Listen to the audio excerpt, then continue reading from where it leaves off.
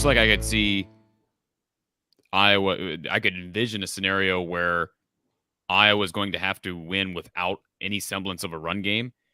Penn State fans, to me, should be absolutely ready for that. I mean, they're going to have, you guys are going to have to win without a run game, because if it's struggling against the likes of Indiana, Auburn, and whoever else I played, I mean, Iowa's run defense is obviously one of the best in the country, and they shut down. I mean, if Brees Hall wasn't able to run against Iowa and Fleet Davis wasn't able to run against Iowa, will Noah Cain be able to run against Iowa?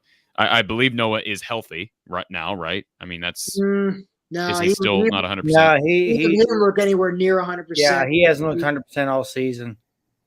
Yeah. So yeah, I mean, I think now if I was to base my predictions off of, okay, who has the ability to get the ball downfield, that's just, if that is the only scenario we're looking at, and it's not, because you've got special teams and certainly turnovers make a huge difference. But if that was the only scenario I'm looking at take Penn State, no question. However, there is still that glimmer of hope from Iowa fans that Spencer has shown the ability to throw the ball deep.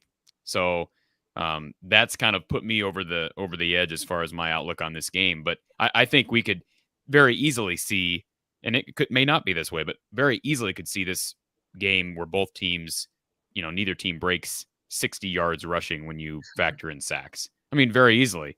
And that's going to basically play into the typical Iowa-Penn State history of these low-scoring games that come down again to, can someone hit on an explosive play? Can someone create a crucial turnover at a big time?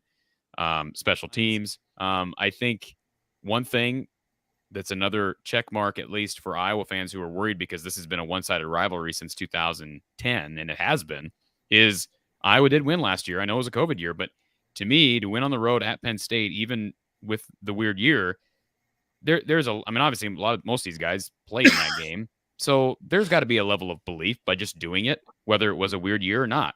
And I wonder if that was there prior, because they hadn't done it since 2010. So that's a factor as well. And then the big noon kickoff, we didn't talk about that. Of course, game day passed up this game, but is there some level of distraction with the home team hosting that? I don't buy into that with Iowa.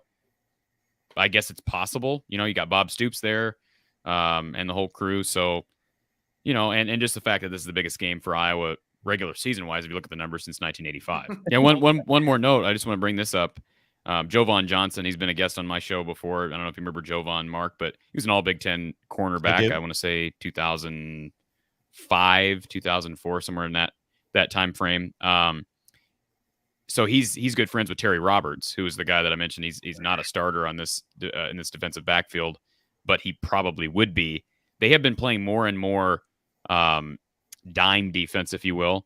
I mean, Iowa's version of the nickel is what they call cash, which is not, Don.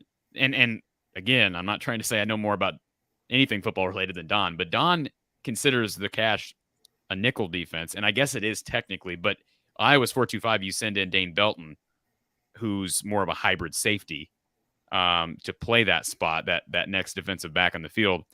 They have went more, and not a lot, but they have went more with Terry Roberts and Belton on the field at the same time. Terry Roberts is an Erie, Pennsylvania native. So I always like, when there's Iowa gets very few guys out of Pennsylvania. So, that would be cool to see him get some meaningful snaps on Saturday. And again, with Penn State's ability to get the ball downfield.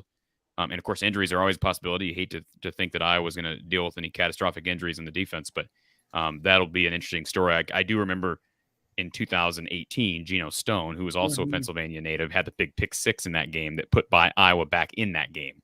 Yeah, still, I mean, I think a lot of Penn State fans would agree with me. Geno Stone, late in his recruitment, was under the impression that Penn State offer was coming, and never did. Yeah, and that's still one of those things. Like, those Penn State teams of 17 and 18 and 19, how good they were. If you would have had Geno Stone, especially if the safety play was kind of poor this season, who knows? It's just one of those. He's a good football player. Penn State, because I know Terry Smith, who's the defensive backs coach, wanted to pull the trigger on the offer and just never got that green light. So that is one that I think kind of always sits with Penn State fans. Yeah, and I believe he's playing in Baltimore now. Correct, that was with the Ravens. Yeah. So Okay, so my final question is this. If we just look at recruiting rankings, Penn State's a better football team. Penn State has built it in such a way that they have certainly been the challenger to Ohio State in the conference over the past 4 or 5 years. They've played the games versus Ohio State closer than anybody else in the conference. Of course, Iowa doesn't get that opportunity on a yearly basis, and of course, the Hawkeyes easily took down the Buckeyes the last time they met in Iowa City. But zeroing in on this year, a lot of football left to be played against the better teams in the conference, but are we looking at the 2 best teams in the Big Ten? No. In my opinion. Why would that be, and who would that be? I think Ohio State's still one of the 2 best teams in the country, and I don't know. I mean, this game may determine who is number 2, but I still believe Ohio State will end up in the Big Ten title game. I hope I'm wrong. I mean, I don't like Ohio State, and I saw a couple comments about Urban Meyer. I guess we don't have to bring up his name given what he's dealing with right now, Mark. Folks. But we don't. We really don't. But no, I think Ohio State's still one of the best 2 teams, and I don't want to see Ohio State in the Big Ten title game because right now there's no question. I really hate saying this because it kind of makes me want to soil myself. Iowa's the clear favorite to win the West. I mean, there's just no. They're clearly the favorite to win the West, and we haven't said that this early in the season ever. I think they've locked it up, Corey. It seems like. Yeah, I've heard fans say that, and let's pump the brakes on that because I'm starting to say it myself, and it's just like a lot of games left in the schedule. But I don't believe. I think Ohio State and then whoever wins this game would be my top 2. Probably don't want to disrespect Michigan because they haven't lost yet. Michigan State. I don't think they're probably going to be able to compete for that division. I guess your guys' thoughts on top 2 teams. I mean, as long as Ohio State's still, of course, Ohio State looking like they might be now. Okay, caveat that it's Rutgers, albeit maybe an improved Rutgers. Still, Ohio State looks like they kind of look like some past Ohio State seasons where they struggled in September, had an early season upset loss at home. But then October rolls around, they're starting to look more competent, more well-oiled machine that everyone thought they would be beginning this season. And then by late October, going to November, they're picking up steam. And, what do you know? October 30th, Penn State travels to Columbus to face Ohio State.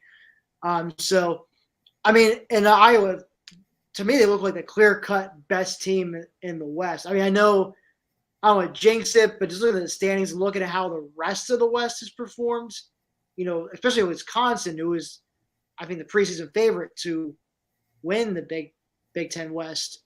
I mean, I don't know who surpasses them out West. To me, the East, I think it feels to me like I know Michigan State's unbeaten, but I think they're gonna drop a few towards once they get into the real meat of their schedule. Once they have to face Michigan, Ohio State, Penn State, that gauntlet. But I think it's going to come down. I think for second best team in the Big Ten. I mean, I'd still say Ohio State's probably the best until it's proven otherwise. If Penn State and Michigan can dethrone them, but I think between Penn State, Iowa, and maybe Michigan, I mean, probably one of those is the second best team in the entire Big Ten. But I think that's going to be sorted out over this next month. I mean, yeah, I 100% agree. I hope Ohio State is not in the Big Ten championship game because if they are, that means Penn State isn't. But yeah, I think until they're dethroned, you have to consider the Buckeyes the best team in the conference. Now, that said, I think Penn State and Iowa both have been better teams and have played better so far this season than Ohio State has. But it all depends what happens on the field. Am I going to be surprised if Penn State goes into Columbus at the end of the month and beats the Buckeyes? Absolutely not, for a lot of reasons. But I think whoever wins this game definitely solidifies themselves with the Buckeyes as top 2 team in the conference. And I think if you're Iowa looking at this game, I kind of go back and forth in this where if you're Penn State and you lose, everything's in front of you. You went out, you're going to Indianapolis. And Iowa's kind of in that same boat, but I feel, to me at least, Iowa, from a perspective standpoint, if this makes sense, kind of needs this more to solidify themselves as the number 2 team in the Big Ten, largely because Penn State has Ohio State coming up in a couple weeks. Where if Penn State loses this game and then they come out at the end of the month and they beat Ohio State, they're still there. They're going to shoot back into the top 4 and put themselves in that position to win out and go to the playoff. Where if you're Iowa and you lose this game, I think you could see them fall further in the perception ranks, right or wrong, than you would with Penn State, largely because of the remaining schedule. But yeah, I definitely think whoever wins this game definitely cements themselves at worst as the second best team in the Big Ten. I can agree with that. As far as perception, the game means more to Iowa because, again, you're right. Iowa doesn't have Ohio State in the schedule. A couple things. Let's not forget that Ohio State's got 1 loss. It was out of the conference, and it was to a top 10 Oregon team. There's that. I know it was at home. I mean, let's be honest. I don't think any of us could say confidently that we think Iowa or Penn State would beat Rutgers by like 50 if they played tomorrow. No. And I'm not changing my opinion based on that game, but that was sort of just indicative. I think they're going to figure things out. They're figuring things out. Of course, they'll have to play better competition to see if that's true. But the other thing I was going to say, Marty, is as it relates to perception, I'm not saying that. I did say earlier in the week, we talked to Don about this. When is it valid to start talking about Iowa in the playoff conversation? It's not valid right now. Anybody who wants to say it is, we're 5 weeks into the year. But if Iowa beats Penn State this weekend, I believe that it becomes valid. It becomes a valid conversation. But there's no reason to even have the conversation until then, in my opinion. But if we're not talking about, I went into this year, I made the prediction Iowa would win the West. I didn't make any predictions about the playoff. And obviously, you want to make the playoff. There's no question about it. But as far as the West is concerned, this game is not vital for Iowa, as we talked about.